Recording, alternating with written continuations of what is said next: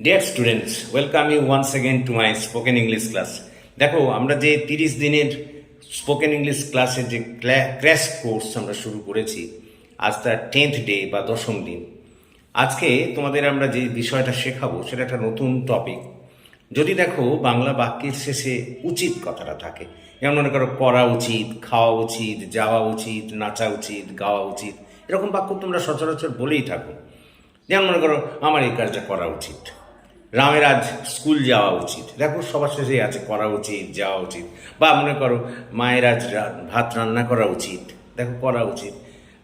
আমার আজ এই দুপুরবেলা বাড়িতে ঘুমানো উচিত। এই যে সমস্ত ক্ষেত্রে দেখো করা উচিত, খাওয়া উচিত, যাওয়া উচিত, নাচা উচিত, ঘুমানো উচিত, এইসব জিনিসগুলো থাকছে। সেক্ষেত্রে আমরা বাক্য গঠন করব কি করে? দেখো, সেক্ষেত্রে বাক্য গঠন করতে গেলে প্রথমেই তোমাকে কর্তা বসাতে হবে, তারপর শুড বসাতে হবে, SHOULD, শুড বসাতে হবে।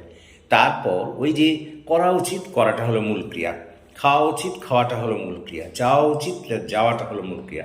ওই মূল ক্রিয়ার V1 রূপ লিখতে হবে, তারপর অবশিষ্টাংশ।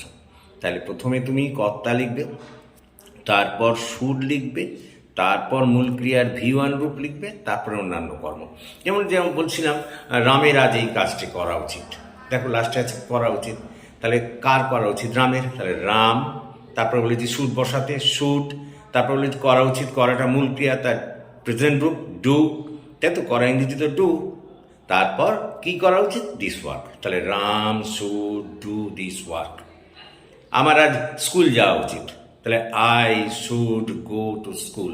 কি করলাম দেখো, প্রথমে কর্তা বসালাম আই, তারপরে উচিতের জন্য শুড বসিয়েছি, তারপরে মূল ক্রিয়ার প্রেজেন্ট রূপ গো, যাওয়া, সুতরাং গো বসিয়েছি, তারপর অবশিষ্টাংশ টু স্কুল, তাহলে I should go to school today.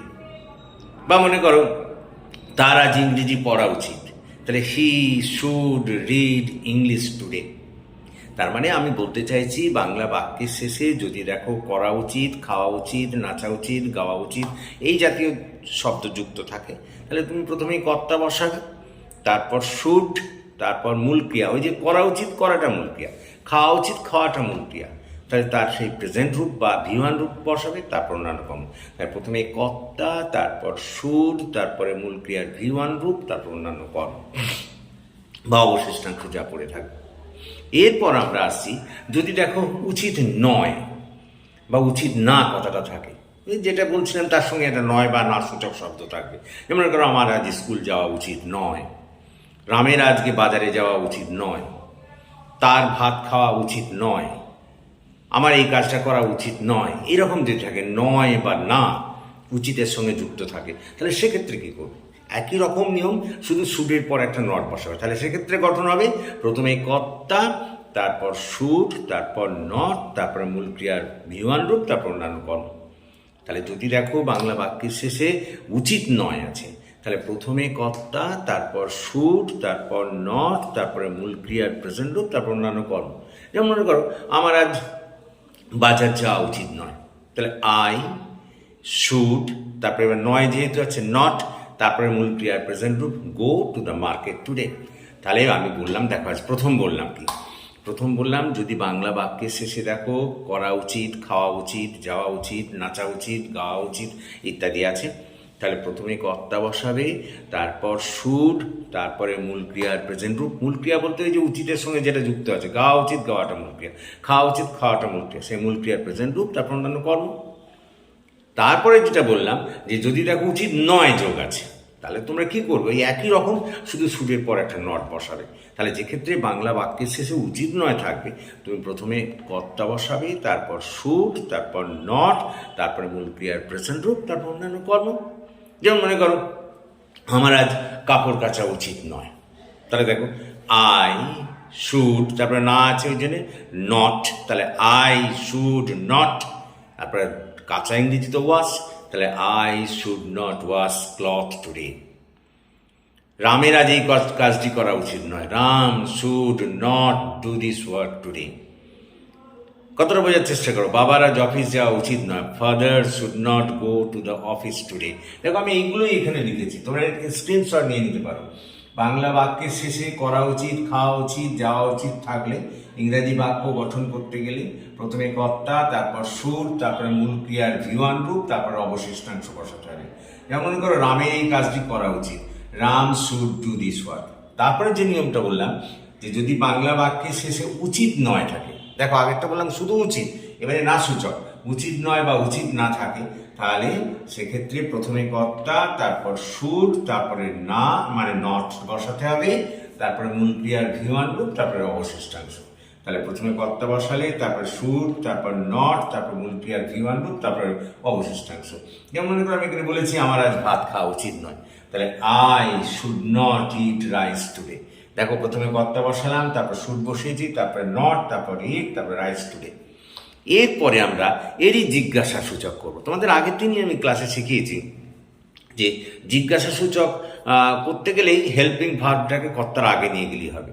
তাহলে আমার এই কাজটি করা উচিত, বলছি I should do this work.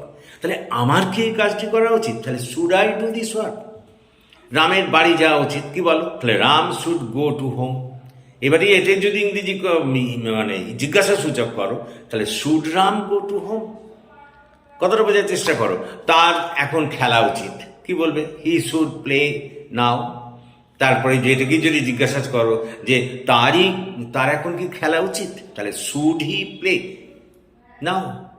তার মানে যখন উচিত থাকবে আর জিজ্ঞাসা সূচক বাক্য গঠন করতে বলবে, তোমরা প্রথমে শুড বসাবে, তারপর কর্তা, তারপরে মূল ক্রিয়ার প্রেজেন্ট রূপ, তারপর অন্যান্য কর্ম। অর্থাৎ কিছুই নয়, সুর দিয়ে যেমন বাক্য গঠন করছিলে, জিজ্ঞাসা সূচক করতে গেলে সুরটাকে কর্তার আগে নিয়ে চলে যাবে, বাকি সব এক থাকবে। তাহলে জিজ্ঞাসা সূচকের ক্ষেত্রে দেখো আমরা বলছি প্রথমে শুড বসাতে হবে, কখন, যখন জিজ্ঞাসা সূচক বাক্য করবে উচিত দিয়ে, তখন প্রথমে শুড, তারপর কর্তা, তারপর মূল ক্রিয়ারূপ, তারপর অবশিষ্টাংশ। যেমন রিনার কি আজ স্কুলে যাওয়া উচিত, বলো রিনার স্কুলে যাওয়া উচিত ইংরেজি কি, রিনা শুড গো টু স্কুল। তাহলে এবার যদি বলো রিনার কি আজ স্কুলে যাওয়া উচিত, তাহলে should Rina go to school today. তাহলে দেখো আজকে আমরা শুড দিয়ে শিখলাম, কি কি শিখলাম। প্রথমে বললাম যদি দেখো বাংলা বাক্যের শেষে করা উচিত, খাওয়া উচিত, নাচা উচিত ইত্যাদি থাকে, তাহলে প্রথমে কর্তা, তারপর শুড, তারপর মূল ক্রিয়ার প্রেজেন্ট রূপ, তারপর অন্যান্য কর্ম। তারপর বললাম যদি দেখো বাংলা বাক্যের শেষে উচিত নয় থাকে, তাহলে প্রথমে কর্তা, তারপর শুড নট, তারপর মূল ক্রিয়ার প্রেজেন্ট রূপ, তারপর অন্যান্য কর্ম। তারপর বললাম যে যদি উচিতই থাকে আর জিজ্ঞাসা সূচক হয়, তাহলে প্রথমেই শুড বসাতে হবে। শুডটা যেহেতু মেন ভার্ব, এই হেল্পিং ভার্ব, শুডটা যেহেতু হেল্পিং ভার্ব, অতএব শুডটাকে কর্তার আগে নিয়ে আসতে হবে। সেক্ষেত্রে নিয়ম হলো প্রথমে শুড, তারপর কর্তা, তারপর মূল ক্রিয়ার প্রেজেন্ট রূপ, তারপর অন্যান্য কর্ম। যেমন রামের কি আজ এই কাজটা করে উচিত, তাহলে should Ram do this work. রিনার কি আজ বাড়ি যাওয়া উচিত, should Rina go to home. দেখো এই রকম করে আমরা আজকে শিখলাম সুরের ব্যবহার। দেখো সুরের একটা প্রফর্মা তোমাদের বলে নিতে পারি, যেমন আই শুড আমার উচিত, উই শুড আমাদের উচিত, ইউ শুড তোমার উচিত, ইউ শুড তোমাদের উচিত, হি শুড তার উচিত, দে শুড তাদের উচিত। তাহলে আমার ভাত খাওয়া উচিত, আই শুড আমার উচিত, আই শুড ইট রাইস। তার বাড়ি যাওয়া উচিত, হি শুড গো হোম। আমাদের এই কাজটা করা উচিত, we should do this work. সুতরাং আশা করি তোমরা বুঝতে পেরেছো সুরের ব্যবহার কিভাবে করতে হয়। সুতরাং that's all for this day. যদি তোমাদের ভালো লাগে তাহলে তোমরা এই ক্লাসটি তো ফলো করোই, এবং তারপরে তোমাদের অন্যান্য বন্ধুদের শেয়ার করো, তাদের যোগ দিতে বলো, এবং আমার এই চ্যানেলটিকে সাবস্ক্রাইব করো। That's all for this day.